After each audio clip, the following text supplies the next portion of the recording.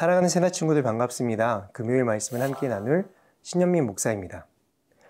고상하고 기품이 있으며 아름다운 모습을 보면 우리는 우아하다라고 말하죠. 이 우아함이라는 표현은 어느 한 부분만 보고 사용하지 않습니다.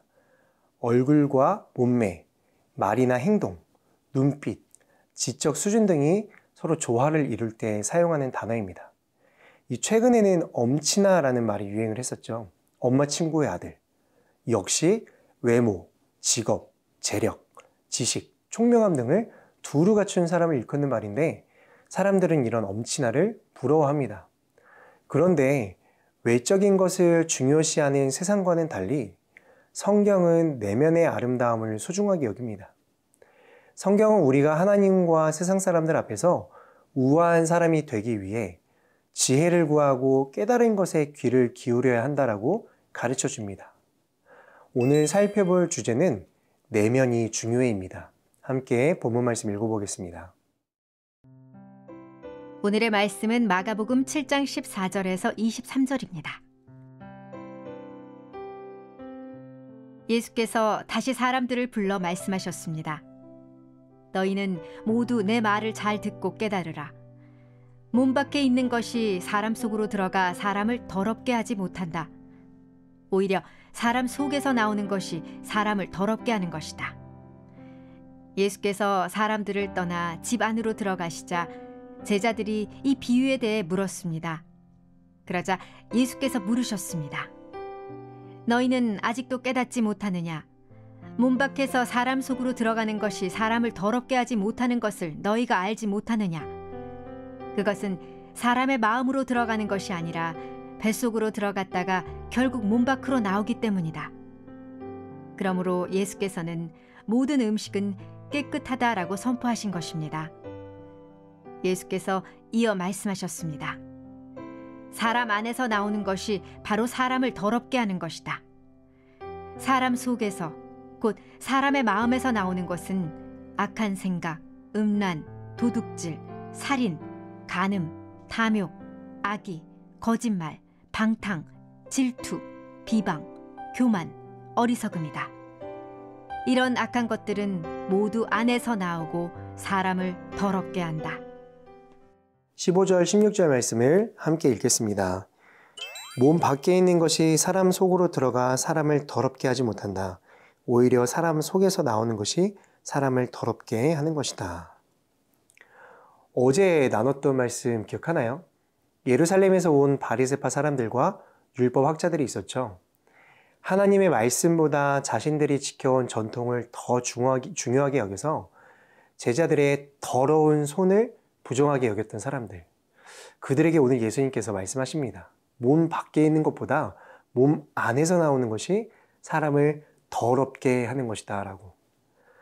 자신의 마음속에 있는 것이 무엇인지 모르고 방치한 채 몸과 그릇을 씻는 등의 외면적인 청결에만 신경을 쓰고 있는 이들을 예수님이 따끔하게 질책하셨습니다. 외적인 것보다 사람의 마음이 더 중요하다라고. 예수님의 말씀처럼 사람의 깨끗함은 손을 깨끗이 씻거나 몸을 깨끗이 씻는 것에 의해 결정되지 않습니다. 또 무엇을 만지거나 그렇지 않거나 혹은 무엇을 먹거나 먹지 않거나 하는 것에 달려있는 것도 아닙니다. 유대 종교 지도자들은 여기에 달려있다고 가르쳤지만 예수님은 이러한 것에 대해 단호하게 반대하셨습니다. 사람들은 대개 자신의 죄와 부패함에 대해 간과합니다. 사람은 누구에게나 죄의 본성이 있어서 외부의 환경이나 유혹에 의하지 않고도 얼마든지 악해질 수가 있는 존재입니다. 죄의 본성 때문에 그렇죠. 우리는 우리가 행하는 모든 잘못된 행동의 원인이 우리 내면의 마음에서 출발한다는 것을 알아야 합니다. 오늘 본문 21절부터를 살펴보면 사람 속에서 곧 사람의 마음에서 나오는 것은 악한 생각, 음란, 도둑질, 살인, 간음, 탐욕, 악의, 거짓말, 방탕, 질투, 비방, 교만, 어리석음이다. 이런 악한 것들은 모두 안에서 나오고 사람을 더럽게 한다라고 말씀하고 있습니다. 우리 안에 보이지 않는 악의 뿌리가 잠복해 있다가 어떤 동기가 주어지면 활개를 치고 활동을 하게 되는 것이죠. 사랑하는 새나 여러분, 우리가 무엇을 하든 마음을 먼저 변화시키지 않고는 결코 우리를 더럽게 하는 악에서 벗어날 수가 없습니다. 무엇보다 먼저 여러분의 마음을 깨끗하게 하는 일에 힘쓰십시오. 무엇보다도 내 마음을 지켜라. 내 마음에서 생명의 샘이 흘러나오기 때문이다. 무엇보다 깨끗한 마음, 오늘 우리가 힘써야 할 믿음의 첫 모습입니다.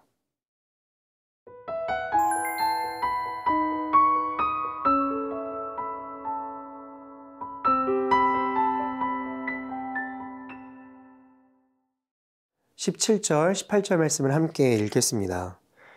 예수께서 사람들을 떠나 집 안으로 들어가시자 제자들이 이 비유에 대해 물었습니다. 그러자 예수께서 물으셨습니다. 너희는 아직도 깨닫지 못하느냐? 몸 밖에서 사람 속으로 들어가는 것이 사람을 더럽게 하지 못하는 것을 너희가 알지 못하느냐? 예수님이 말씀하신 비유는 충격적이어서 제자들조차도 그 의미를 바로 깨닫지 못했습니다. 그래서 예수님은 다시 한 번 더 말씀해 주셨습니다. 사람에게서 나오는 것이 바로 사람을 더럽게 하는 것이다. 21절부터 나오는 부패한 것들은 사람이 여전히 더러운 상태, 하나님과 분리되어 거룩함을 잃어버린 상태임을 보여줍니다. 이런 상태에서 행하는 종교적인 행위도 마찬가지로 더러울 수밖에 없겠죠. 그렇게 우리는 본문에서 나열하고 있는 우리 안에 있는 부패한 것들을 반드시 해결해야만 합니다. 이러한 것들을 해결하지 않고도 하나님을 믿고 예배하고 기쁘시게 해드릴 수 있다고 생각한다면 이건 매우 심각한 오해입니다. 우리 안에 있는 이 죄의 본성은 인간의 노력으로는 도무지 해결할 수 없는 것들입니다. 제 모습을 돌아봐도 그렇습니다. 하나님의 말씀을 가까이 하지만 악한 생각이 찾아올 때가 있습니다. 모든 것이 하나님의 것임을 인정하면서도 내가 갖고 싶은 것, 내 욕심 따라 살고 싶은 욕망이 들어올 때가 있습니다. 여러분, 이러한 죄악들을 우리는 어떻게 끊어낼 수 있을까요? 마음의 더러운 행위를 날마다 죽이고 하나님 앞에 의롭게 나아갈 수 있는 방법은 오직 믿음뿐입니다. 어떤 행위나 노력, 종교에 대한 열심과 섬김도 사람의 마음에서 나오는 죄악을 깨끗하게 하지 못합니다. 결국 우리는 이 내면에서 자라나는 죄악으로 하나님 앞에 심판을 받게 될 것인데요. 우리는 어떻게 이 죄악들을 끊어낼 수 있을까? 날마다 하나님의 말씀 앞에 내 마음과 내 생각과 내 행동을 비춰보아야 합니다. 사도 바울은 자신의 속에서 부패한 모습을 발견할 때 이렇게 고백을 했습니다. 나는 그리스도 안에서 날마다 죽노라. 사랑하는 새나 여러분, 오늘도 말씀과 은혜의 자리로 나온 여러분을 축복합니다. 날마다 하나님의 말씀 앞에 엎드리고 내 힘을 의지하지 않고 하나님을 의지할 때 우리 안에 있는 부패함은 떨어져 나갈 것입니다. 그럴 때 진정한 성령의 열매를 맺을 수 있게 될 것입니다. 오늘도 하나님의 은혜를 구하며 마음을 지키고 말씀으로 승리하며 살아가는 모든 새나 친구들이 될 수 있기를 주님의 이름으로 축복합니다. 언제나 나의 중심을 보시는 하나님, 나의 마음과 생각, 나의 말과 모든 행동이 하나님 보시기에 정결하고 아름답기를 소망합니다. 내 안에 부패한 것들이 사라지게 해주시고 말씀으로 거룩하여질 수 있도록 도와주세요. 예수 그리스도의 이름으로 기도드립니다. 아멘.